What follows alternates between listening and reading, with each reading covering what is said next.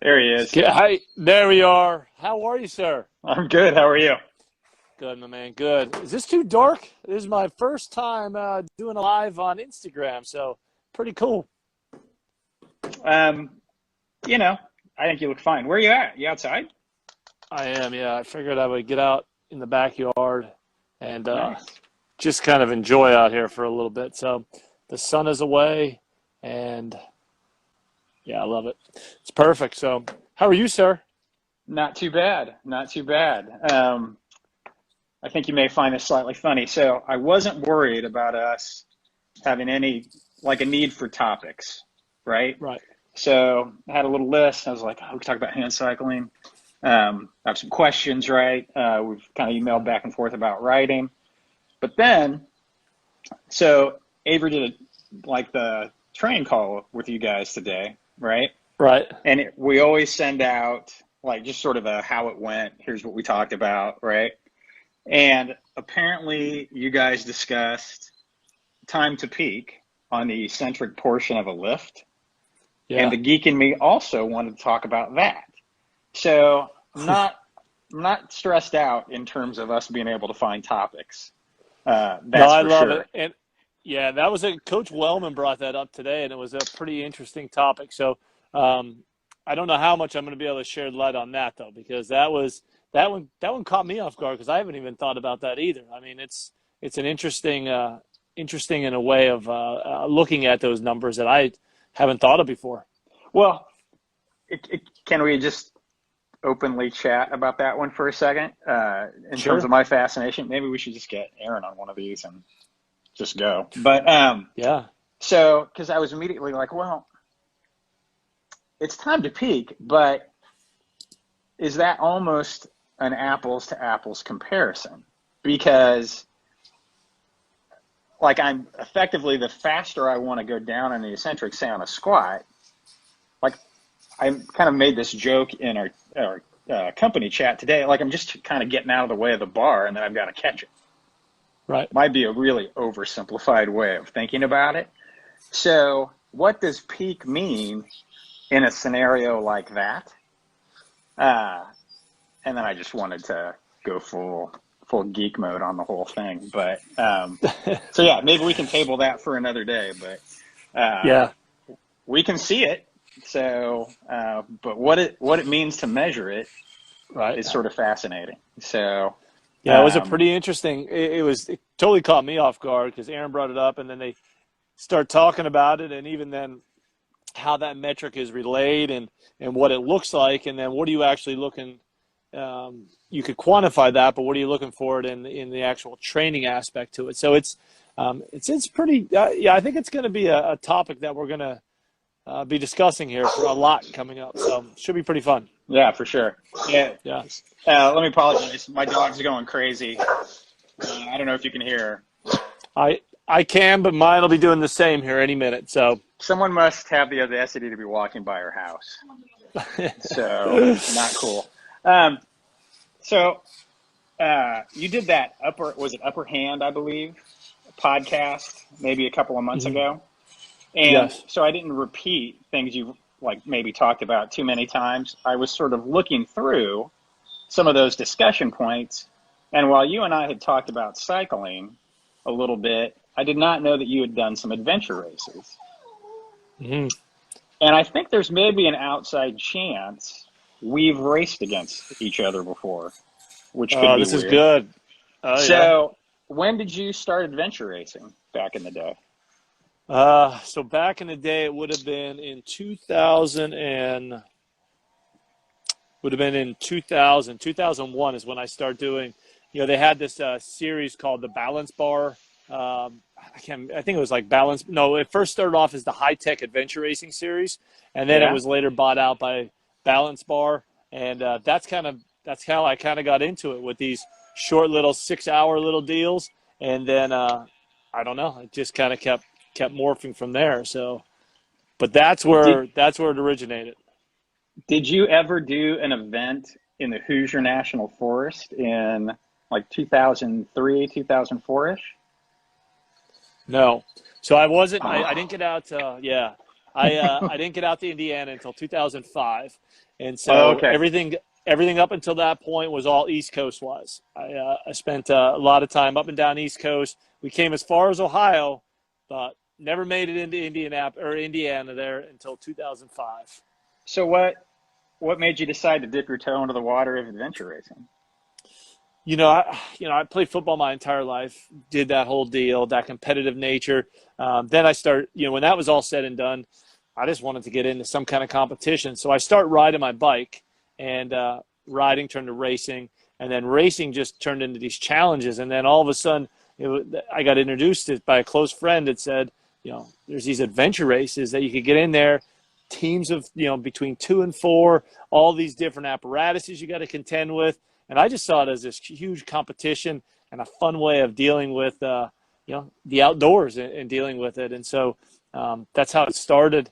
And then it took off really fast because, let me tell you, adventure racing in the beginning, when you think about going 3 or 4 hours, I'm a football guy, I'm thinking about going 3 or 4 hours here, and that seemed absurd. But once you do 3 or 4 hours, you realize that, well, 3 or 4 hours wasn't that bad. And then 3 to 4 turns to 6 to 10 to 12. And then you find yourself in the woods for like 72 hours rolling. So, but it all originated with that little bit. And again, I have that cycling background. That's what I love. I love to be on a bike. I don't care what kind of bike it is. I just love being on the bike. But I also love to be able to do that as a social type thing too. So having the aspect of biking and doing it as a team, and being able to be put in these situations that, quite frankly, you just wanted to quit, and you just kept kind of pushing through it. So what Oh, would by have the way, been uh, one of the more challenging adventure races you ever did? hands down, the hardest one we ever did was this 24 hours. It was called the Wild Wonderful 24-hour venture race. It was in West Virginia, the New River Gorge. Starts off, not the New River, it actually starts off at the Gulf. No, it was the New River. Yeah. Start off at the base of the New River, and they put you in, and it's class 5 rapids, and you're rolling, flying down this river. I've done that a couple times. I've kayaked it. I've done a bunch of different things. Typical day on the water is like 5 hours, 6 hours. That adventure race started off with a sprint through a normal 5-hour course. We were doing it at under like 50 minutes. So it was just as hard as you can, cranking with that, ripping down, and then that was the start of just a long, long, long time of some of the craziest terrain, because you're at the base of the New River Gorge. You gotta, you're going from the base all the way to the top. You're up and down, and it's completely by yourself. And yeah, it was pretty awesome. But that was by far the hardest one. That was the one that we did the first time, and we went all through the night. We woke up, or we didn't wake up, but we came through daybreak, and then by 8 o'clock, one of the teammates said, "Man, I think I'm done." And then as soon as that one person said it, everybody's like, "Yeah, we're done." Pandora's box And was opened. oh, and you want to know the kicker of this? This is the worst part. So we had the little, the little spot things that you have. They Hmm. basically send you an automatic GPS deal. Well, hitting that was one thing, but my wife was the volunteer at that at the race, and so who ends up coming to rescue us? But my wife, and we still have the video of 4 of us just laying on the side of the road, and she comes up on us and takes this big video, and it was so horrible. Oh God. Not the memory you wanted recorded. No, and really that was like right in the beginning of really doing the long adventure races. Doing the high tech ones and stuff. They were pretty hard, but they weren't. You never really felt like quitting on them. But once you were in the woods and you're even going 12 hours, I mean, stories about just you're 6 hours into this race, and you look down on your arm, and there's a tick on your arm, and you're like, whoa, pull that off, and then you realize you're covered in ticks. I mean, from your armpits to your it's pretty tough, but you can't escape it because you're in the middle of the woods. It's not like you.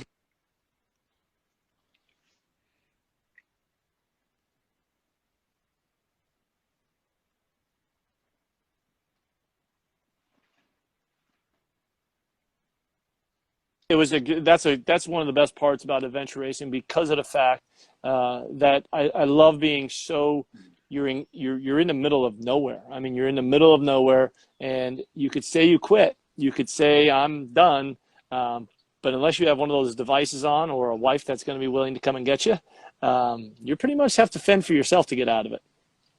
Yeah, sometimes it can be just as much work getting out off the course than just Oh, continuing. So no why doubt, bother? no doubt. Exactly. I'm moving to the side here, make my visual a little bit better. Whoop. Well, it's not a competition, but okay. Um, Yeah, did you ever do, since we're talking some East Coast stuff, did you ever do Don Mann's Adventure Race series I have out in not. Virginia?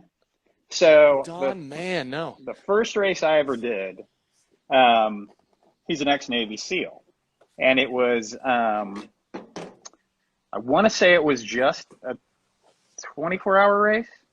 Um, but I did it with a friend of mine and I from Indianapolis, and we didn't know what we didn't know, so to speak. Um, Mm-hmm.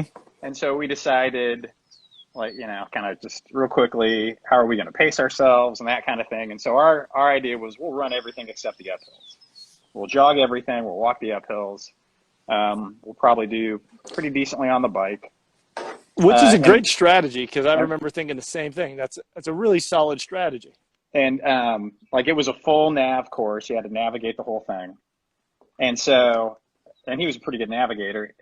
And so we just thought, okay, we'll push ourselves and we'll kind of compete against ourselves. But then each step of the way, each checkpoint, we kept finding out, hey, we're not doing too badly. Hey, this Yeah. is going all right.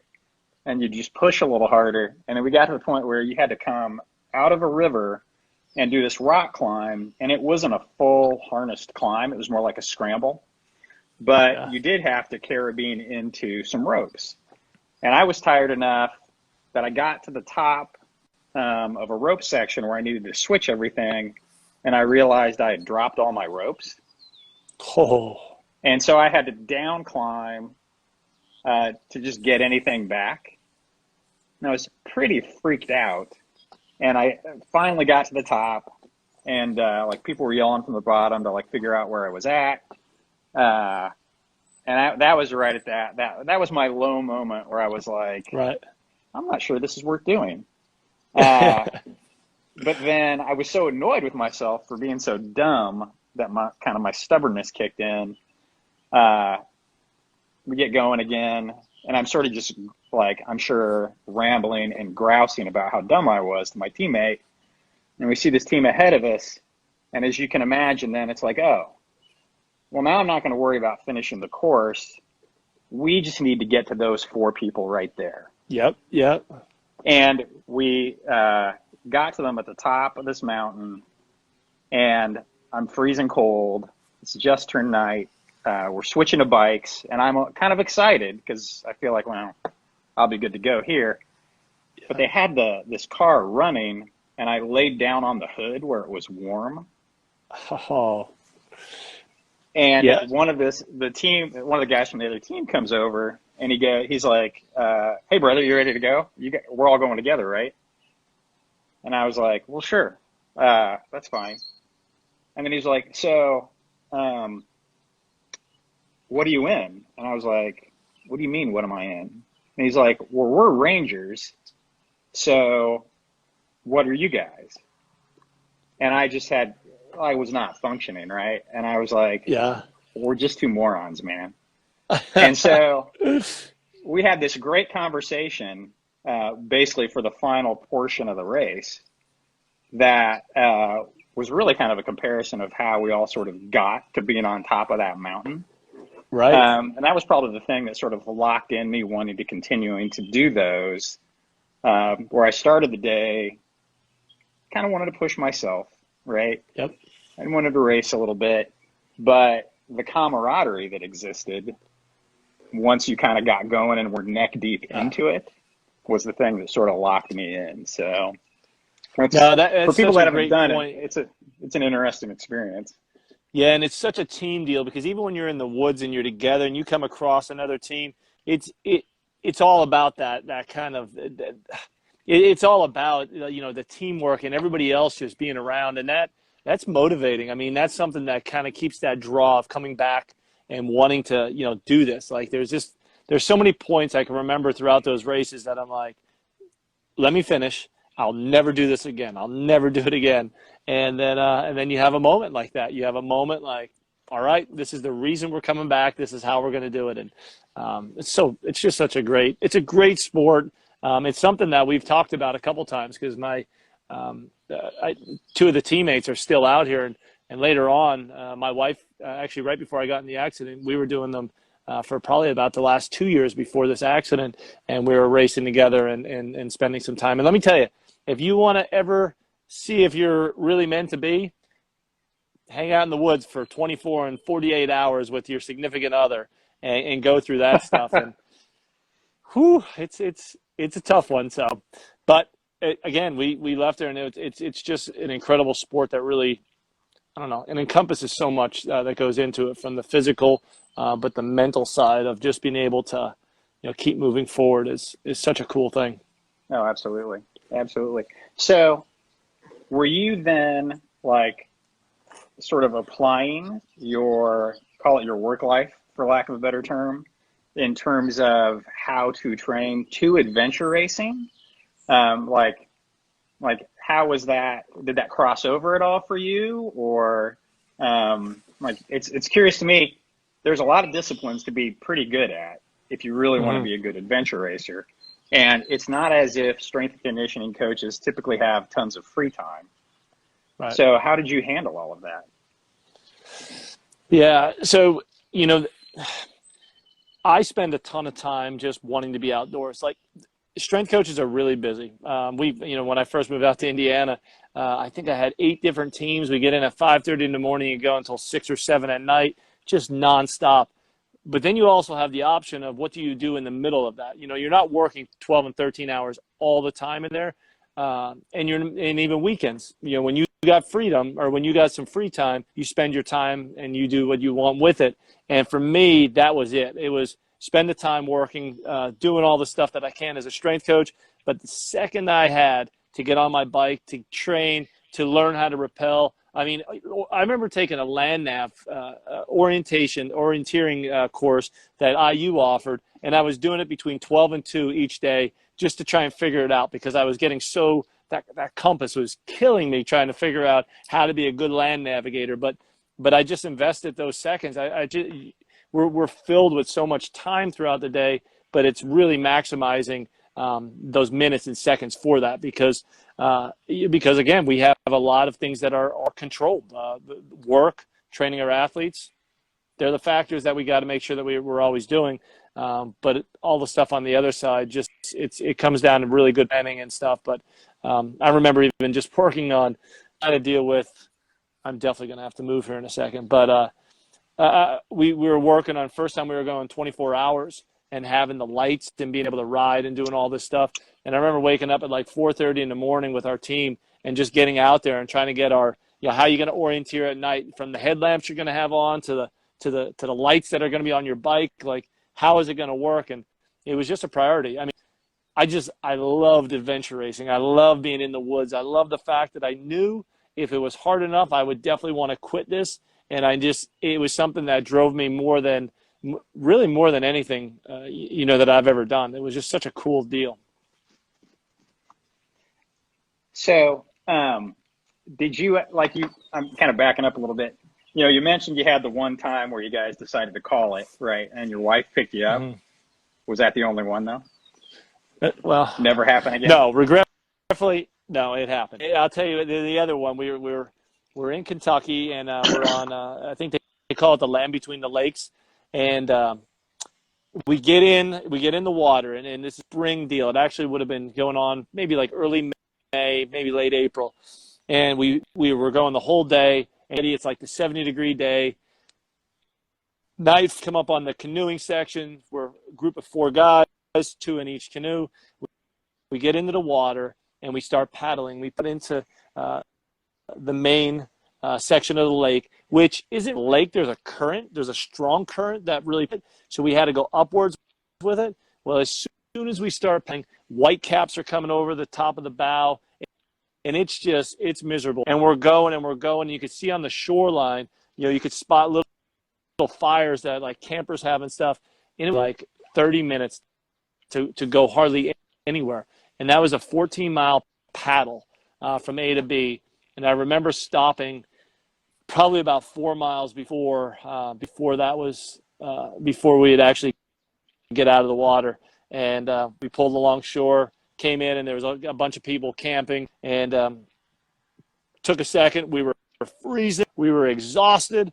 And they offered us the dreaded baked potato. They had baked potatoes in the fire. And once you open up and have one piece of I still, to this day, it's the greatest baked potato I've ever had.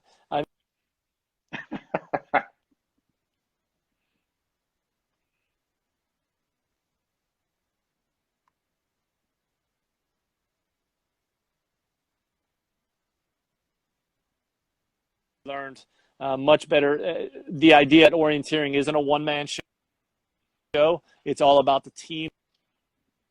It's all about who's pacing, how to keep on target, using adventure racing as more of a nothing individual, but using it as the team and move quicker, which friends of ours that were Army Rangers as well, they're the ones that kind of taught us all that, because we just kind of thought one orienteer guy, three of us would go along for the stroll, and realize you're not going to win very much if you do that.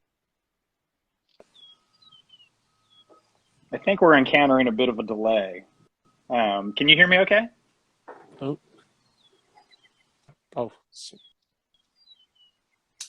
okay. I can. Yeah, you're on there perfect. Yeah. Is it? I'm hearing the sound before I can hear seeing you perfect, you say things. Still a delay. Okay. Well, it seems like it's catching up. So yeah. I can't speak to Instagram. Okay. Well, I think it's catching up, so we can kind of this is all keep going. I think. Cool. What were you saying? No, nope. Okay. I just say cool. Yeah. Okay. Easy enough. Yeah. So this is one of those things. Avery may have chatted with you a little bit about this earlier today, but kind of more work related. How are you guys ramping back up to, like, in terms of rooms opening back up and getting athletes back in based on, coming out of this pandemic? How's that going for you guys?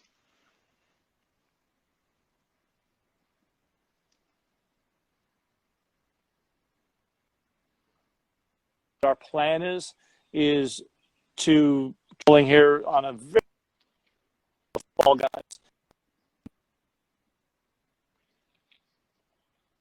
From that point, it's literally making sure, hopefully everybody, making sure that we're doing everything possible to keep our athletes safe, keep everybody on staff safe, and then after 2 weeks, we're going to try and bring more. Every 2 weeks, bring more and more coaches, more athletes, and then the whole goal is to eventually, come by August, we're trying to get these guys kind of back on campus and back training, and get them all set for this upcoming year. So it sounds like you're trying to, this is oversimplifying, I'm sure, but stage your way back to normal, so to speak. Yeah, and that's it. It's kind of just feeling, kind of going through staging, phasing, all that stuff, trying to go, and you hope, and you take every precaution that we can, but you take into account everything that you can to keep our athletes safe. And, God forbid something does happen, then we know we got to dial it back. We know we got to do some different changes to the protocol. As of right now, there's a lot of really smart people saying that if we do this, we should be all right. We should be, keep people safe and be able to get our guys back. Well, I like to reference the fact that I'll just lean on smart people as well. So, yep. Yeah, as long as there's enough consensus, right, around the idea of coming back. And so, are you going to be directly dealing with men's soccer again as well? I will, yeah. So men's soccer will, obviously a fall sport. I'll be working with them, hands on. This is going to be, it's a lot different this year for the fact that most of our guys are out playing in different leagues, playing in different scenarios where they're constantly going. Even if they win strength and condition, they're out there still practicing and being part of activity. And right now, yeah, it's obviously we're all in the same boat. And so now it's all a matter of coming back and keeping these guys safe, making sure that we're keeping these guys taking into account that they have done nothing. And we have got to start from ground zero and really kind of break them back in there slow and building up and working for the goal of getting them back to top-notch shape as quick as we can, but under the guidance of really smart people in the medical community to make sure that we're all good to go. Yeah, it's an interesting scenario I was talking about this with Chris Bach, who's at the NAPL here in town. Like, athletes are becoming detrained in a way that they haven't really before. Because if you were a soccer kid, you were always going to be playing in some way, shape, or form, which is not necessarily true of football, right? Tends to be true of basketball, etc. So in some ways, you've got these unique challenges per sport in terms. Did I just totally lose you? Oh, yep, I did.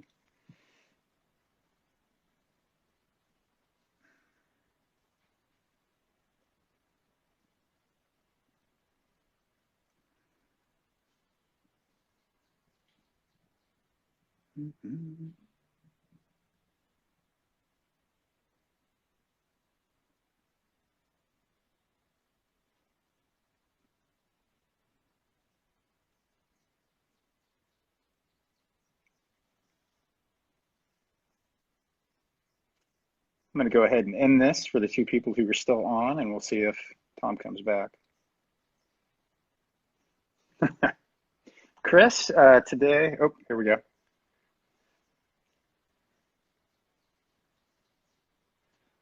Chris, to answer your question, this is, I found a cocktail recipe called an In-N-Out, which is limoncello, vodka, and a little bit of soda. Love it. Hey, Tom. Welcome back. Sorry about that. Not sure what happened on there, but we're back. Who knows? Yeah, so Chris Caviglia, who we work with, Queensland Academy of Sport down in Australia, he always checks in about what cocktail or drink I'm having, even though it's his morning and he's clearly having coffee. Now, I saw you had a beer. So I do. What were you enjoying? So I was enjoying Spotted Cow out of Wisconsin, one of the best beers you could ever. We had an employee that was from Wisconsin, and they just talked about Spotted Cow, and brought it down one day, and it's like a lager that is it's perfect, especially on a hot day like this. It's pretty awesome. Nice. Yeah. I am going to use that as a semi-awkward segue. So you mentioned employees, right, or former employees. One of the things, like, we're 8 years in with EliteForm, right? Mm-hmm. And one of the challenges, if I feel like putting myself in sort of, if you're in a head role or an administrator, is the coaching carousel. Right. Right. And you guys have been feeling that challenge, right? In terms of, you've had great people, and the challenge, and I feel this with EliteForm, right? When you have great people on staff, they tend to be in demand. Yep. And so you want to mentor and provide people tons of opportunity, at least in my opinion, right? To then grow and go where they want to go, yet you always want to then keep your staff obviously as solid as possible. So how do you deal with, in your world, kind of figuring out, keeping things balanced, and just making sure that kind of IU sports, for lack of a better way to put it, is performing as well as it can? Yeah, that is the crazy dilemma of athletics. Every year that we every year our athletic director brings us all together, and we have that beginning of the year meeting, and if you weren't at the meeting the year before, you have to go up and introduce yourself. And every single time, there's almost a third of the people have to get up there and introduce themselves because of the constant turnover. I mean, it's like you said, it's kind of that bittersweet thing. If your people are moving on, they're moving on to good roles. You love that for them, and you want them to do that. But on the same thing, that continuity and being able to have that consistency within a staff is the other thing that we battle all the time. So, for us, we've been really, really fortunate, especially on the Olympic side, that we've been able to keep a staff together for as long as we have. We've had a little bit of turnover, but for the most part, we haven't had nearly as much until just recent, where we're down literally like almost half of the staff. But then on the football side, again, you can't say enough good things about Dave Ballou and Doc Matt Rea. I mean, as far as them pushing what this field is about, utilizing EliteForm, showing us some of the ins and outs of not only using velocity-based training, but really getting the highest level out of it. Not just using it as just a recruiting deal, not just using it as measuring bar speed, but looking at these intricate details of how to really make a football player better to a soccer player, exactly sport specifically better. And that is incredibly it's awesome. It's the easiest way to say it. But then on the other thing, you're going to lose those guys because they're not going to stick around for as long as you'd hope. So, again, you maximize when the people are around you and you learn from them and you continue to keep those relationships going, and then you wish them the best and help them out as much as you possibly can. And that's the story of a lot of great organizations is, you want them to stick around. You want to be able to do as much as you can for them. But on the other end, if they do move on, you keep that network going and you still continue to keep learning from them. And for us, that's the same thing. Dr. Ray and Coach Ballou, we're going to still learn from them. We're going to still be able to be impacted by some of the stuff that they've done. And now with Coach Wellman, I mean, again, even today, that call, I mean, I've talked to him a dozen different times, but he totally blew my mind with some of the stuff he was asking on there. So again, we're living in the moment right now and just continuing to keep getting better, and keep thriving to make the big picture better. Well, it makes sense. And it's real. I always feel like you can look at it as a positive or you can look at it as a negative, right? Mm-hmm. And then it's how do you want to deal with it? That's the choice we have in terms of making sure any staff is as good as it could possibly be, right, at any given moment, right? Yeah, and it's something sorry. Oh, no, you're fine. I was just going to say, because if you're not improving, you're degrading. Exactly right. And that's what it is we never, in our training to everything, we're never status quo. We're not just, maintaining. We're always getting better or you're getting worse. And that's the same with our staff is we want great people to be around. We want to be able to learn from them. And when they're in our presence, when they're around us, we're going to learn from them to the highest level and then continue to keep moving forward. And that's the nature of it. That's the nature of great athletics. Great organizations are run that way. Absolutely. If you don't mind, I'm going to back up to what we were talking about when we got cut off. Uh-huh. And basically what I was trying to ask was, when you think about men's soccer, right? When those athletes aren't with you, as you were mentioning, they're playing somewhere, right? And some sports are very analogous to that, like basketball, right? Someone's playing somewhere, right? If it's high school, right, and you're not in season, you're playing AAU, et cetera. Whereas like football, that's not really the case, right? It's not like people are just, suiting up, right, and going at it. So, how do you feel like you're going to be dealing differently with men's soccer than, say, someone who's directly over football is going to be treating those athletes? Is it playing, from a training session standpoint, you're way more into shape? Or how are you thinking about that? Yeah, the world of soccer, a lot of the stuff we're doing now, I feel really good about because getting our guys fit, if we could build a great aerobic base or at least a maximal aerobic base in these times, we're going to be able to come back and really get into some really good training and then make it really specific to it. The difference with soccer compared to football is my soccer guys, if you're 160 pounds or 180 pounds, you may get pushed off the ball a little. You may have some deficiencies, but chances are skills and all these other things will formulate around maybe some of those deficiencies that your body had before.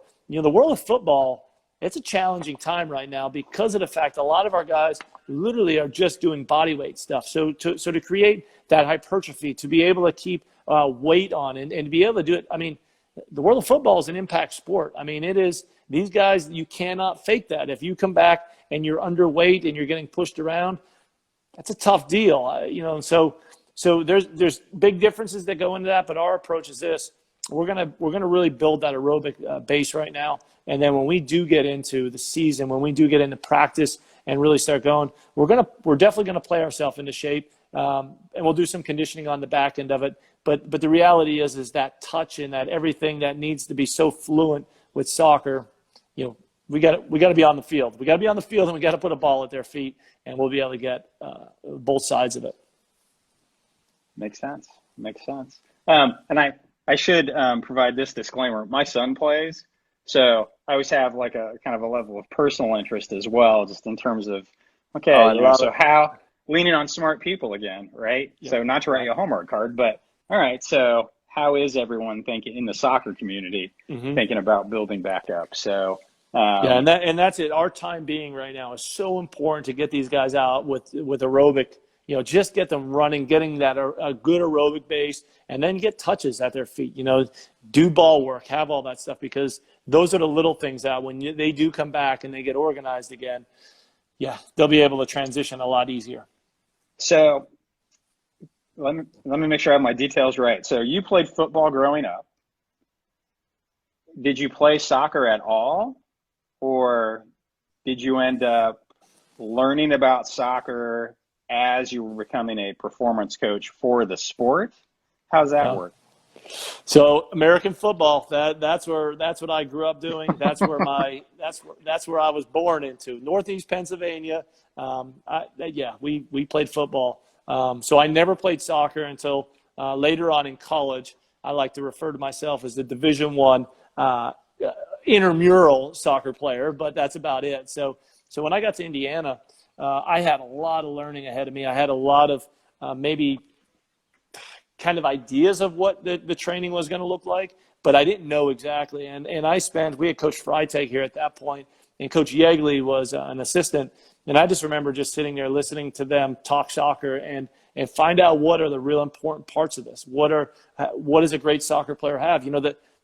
The best part about what I have is the fact that Indiana soccer is the upper echelon of great soccer. So all I had to do is look at what they're coaching, what they're doing, the athletes that we have, and how they play and what they do. And so what I did was I just sat there and I was a student, and it was awesome because I hate to say it, I didn't know much about the game. I didn't know positions. I didn't know what was needed. And I sat there for the first year of literally just trying to digest as much as I can and come up with programming based around that. And now it's turned into literally my wife and I will sit here and watch everything from the MLS to the Premier League to everything. It's just turned into something that we both love, but it's something that neither one of us grew up around. That sounds super similar. Like for me, soccer literally was not a sport as an option in high school. Right. There was no club, there was no intramurals. And I grew up in Indiana, which it was basketball and football, right? At my high school, we were a football high school, but still as a state, it's basketball. But so then as a parent, we did what I think a lot of people do, and it was have your kids sample everything, see where they have motivation, right? See where they, have some passion, and you try to foster that. And then pretty early on, I was like, oh, well, my son has picked the sport I know absolutely nothing about. I love it. So like you said, it's time to become the student, right? Yep. So I was, probably doing all sorts of boneheaded things. There was a group of dads who played in the men's league, right? And I was like, I'll play. I don't know what I'm doing. Yep. But this will give me some good context. So, I'm in the back line, and I'm like, well, I'm going to treat this like half defensive back, half point guard. Yep. And, it didn't really completely work, but it kind of helped. So, No, it's but yeah, unbelievable. I mean, I joke with everybody. I tell our guys all the time, I'm like, I don't get it. Concept of soccer, small ball, big goal, and you score like 1 or 2 goals a game. I'm like, I don't get, and they always get a chuckle out of that. But it wasn't until, in my head, it wasn't far off when I first started. I couldn't understand how, a 2-0 game is like a blowout. Like, I just couldn't understand it. And then I got out there with the guys, like you just said, got out there and start playing, and just their ability to hold that ball and be able to do. I mean, it was just mind blowing, and it gave me a big appreciation. But it made me know to an extent of what these guys are doing and how skilled they need to be, and what from their aerobic capability to their ability to explode, change of direction, and to play this game at the highest level. It gave me a good appreciation for it. Yeah, there is the one thing about goal scoring. This is a bit of a tangent, and slightly a soapbox maybe. But the degree of difficulty in certain aspects of sport is something sometimes it's hard to appreciate unless you're in that sport, right? Yep. I remember in high school, we didn't really have a strength conditioning coach for football, but it was a classic case of like one of our defensive coaches sort of doubled as that. Yeah. And I was a baseball guy. I was, your kind of typical three sporter, but mainly baseball. And he was like, how can you quantify success at like 33%? Isn't it true? I mean, and I was not, as I look back, it was probably some deep, like good-natured ribbing. I didn't take it that way because I was not mature enough to take it in the right way. Yeah. I took it as a knock, but it is funny to think about. Well, yeah, actually, we can be okay with the fact that 33% in that context is doing an amazing job, just like managing to score a goal sometimes, particularly if someone's parking the bus, right? Yep. Is all you can do. So can we talk about hand cycling for a little bit? Oh man, absolutely. So I've kind of the more I have read, because we've not discussed it directly, right, about the fact that you really love cycling, right? Had a mountain bike mishap, and now are continuing to be, I'll just call it an athlete, like kind of a permanent athlete is a way I describe it. Like certain people just are always doing something. You seem like one of those guys. I'm one of those guys. But I'm super curious about, just from a hand cycling perspective, what does it still allow you to do where I could join you on a bike and we could go on a ride? So can we just rock out in the Hoosier National Forest and the gearing works for both of us, or how does that go? So we're talking almost two different things, because we got hand cycling, which is predominantly all road biking. So we're cranking away. You're on the road. I didn't even know that. Yep. So and there are hand cycles that are for the woods, but it's just hard. Like, I mean, obviously, we're using two different muscle groups. The legs are powerful and being explosive. When you have the friction of the dirt trails and the undulating terrain, it's darn right hard to get that thing going. Now, on a road bike or a hand cycle, we could get out there and haul butt, man. I mean, you could hold those things at 20 miles an hour and rip all around and have a good old time. Now, what I have, and I give it a plug because it's the greatest piece of equipment I've ever used, is the Bowhead Reach. I mean, it's something that anyone period would absolutely love, but anyone that does suffer from a spinal cord injury or paralysis or have any kind of deficiencies, it's the mountain bike version of it's the mountain bike version. I guess that's the easiest way to say it, but it has an electric motor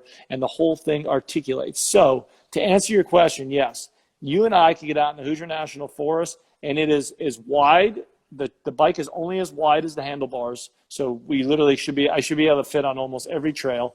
I've been in the Hoosier National Forest in Brown County a million times, and it is world class. I had that sense, so. And especially there's a new trail there that they've widened up, and they have these great kickers that you can launch right through the air. It's just awesome. But yeah, there's adaptive equipment has come a long way. Adaptive equipment, and they contributed to a lot of the fact that there's a lot of people living with spinal cord injuries, unfortunately, especially with a lot of stuff that happens overseas, and a lot of young people that want to be athletic, they want to be competitive, and they want to just keep getting out and thriving. And that's what this is kind of giving me the opportunity. These different pieces of equipment have allowed me to gain my life back, in the fact of, not only just riding again, but actually competing, getting out and competing in the world of hand cycling. I haven't been in any competitions with the bowhead yet, but hopefully that's in the near future. So, pardon my ignorance, but from the bowhead standpoint, what competitions would you end up doing? Are they more analogous to a cross-country mountain bike race, or it's pretty much all downhill. So what they do is they try, because you do have an electric motor on there. So they try to limit the amount that you would be able to gain any kind of ground with the electric, because obviously electric is going to be substantially better than your other body. It helps out a little. It helps out a little bit, So this is one that is just straight downhill. So we were out at Whistler last year. Yeah, last year I guess it was, and Whistler has just incredible terrain parks, and my wife and I got out there, and she's on the new electric bikes, the power assist ones, and we're just ripping all around this mountain. Oh, that's awesome. Yeah, total freedom. I mean, just the ability to get out there and be in the woods, be in nature, and being it. It's something that I try to articulate it to people, but when you don't have the ability to get in the dirt and grass and be in the middle of the trees and stuff, it was one of the biggest things that I just missed so much. And I wasn't able to do it for almost 7 years. It wasn't until last year that I got this mountain bike. Yeah, and then I got the mountain bike. Oh, it's that recent. I didn't know that. Mm-hmm. Yeah, all the other stuff has been just road biking. So I've been out on the road bike and traveling all around the country, spent time at the Olympic Training Center and done a lot. But I still was missing that dirt. I mean, that's the easiest way to say it. It's just when you get out there with your boys and you're out there mountain biking and spending that time, it's, I don't know. It's tough to put into words how freeing it is and how valuable it is to me.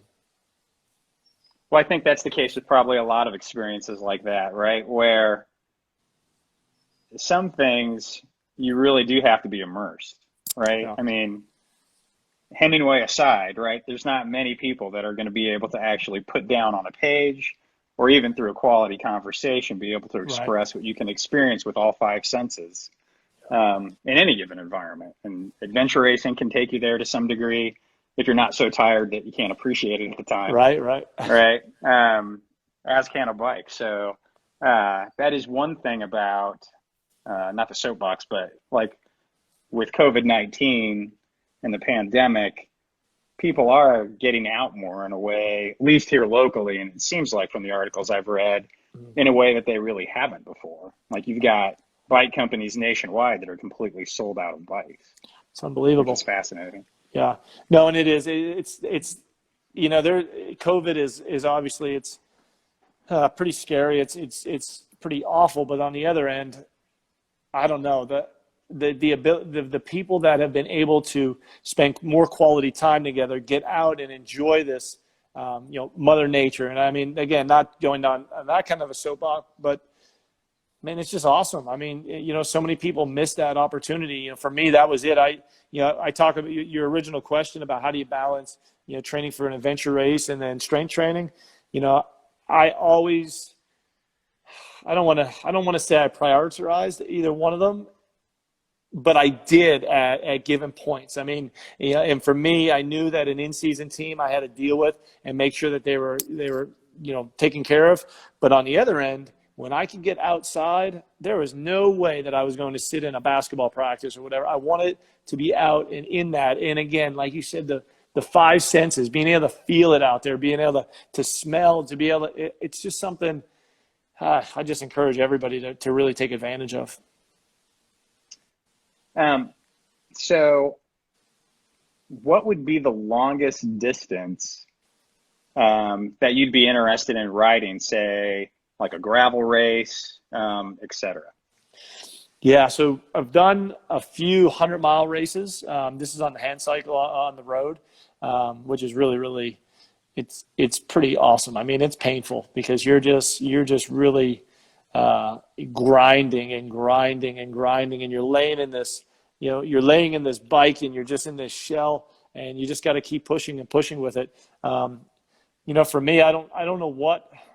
I know right across Indiana's coming up. Well, not coming up, but it'll be up here this year. That we were talking about doing that of 200 plus. I think that would be something that could be really, really cool. There's a thought in my mind. I have a friend that ended up going on to be a Navy SEAL, and he was a former intern of ours. But he did this challenge of every 4 hours he ran 4 miles, and he did that for 48 hours. And I'm like, man, I wonder if I could do 10 miles every 4 hours and do that for 48 hours and just see, how that kind of adds up. So I don't know, just like those little challenges that I think are there to push yourself.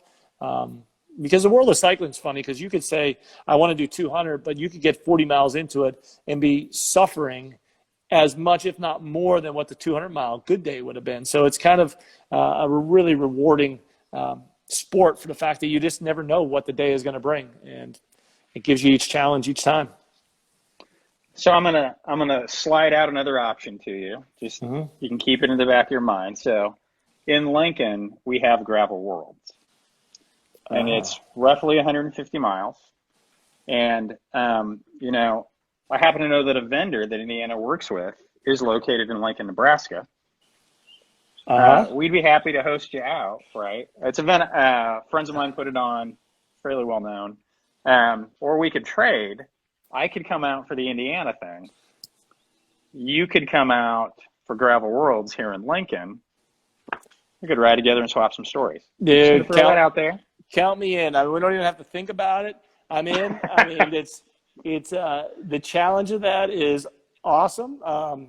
The gravel aspect. Oh, that was another thing too. Is just the cyclocross bike, gravel roads. It's the best riding you could be on. I mean, it's awesome. So yeah, I'm in. Count me in, whatever it is. Awesome.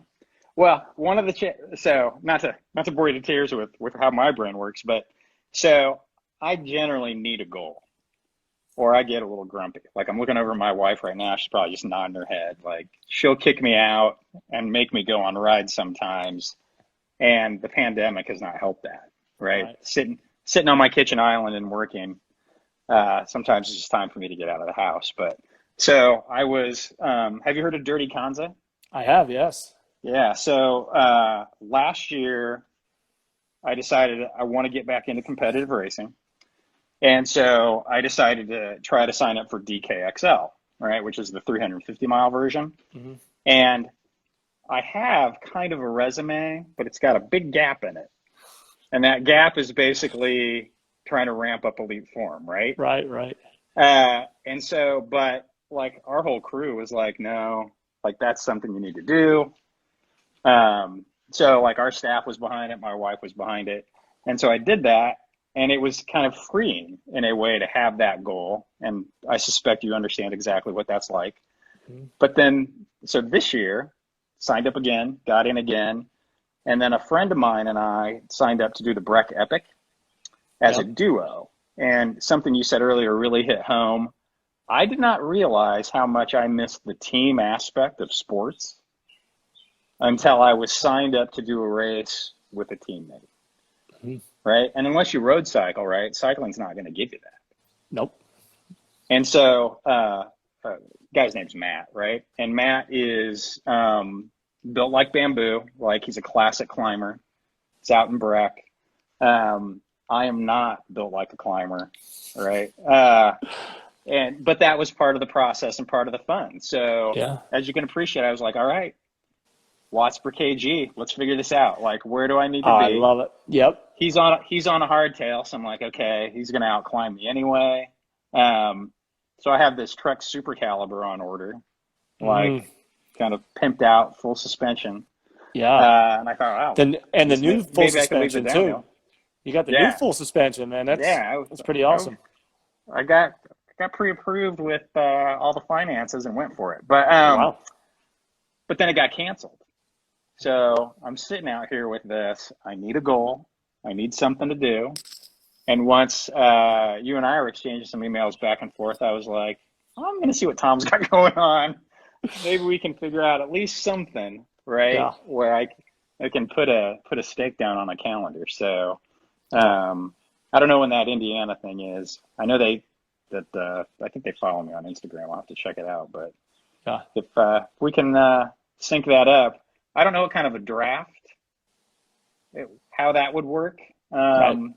Not But much. we can figure that out. Yeah. We can Yeah. figure it out.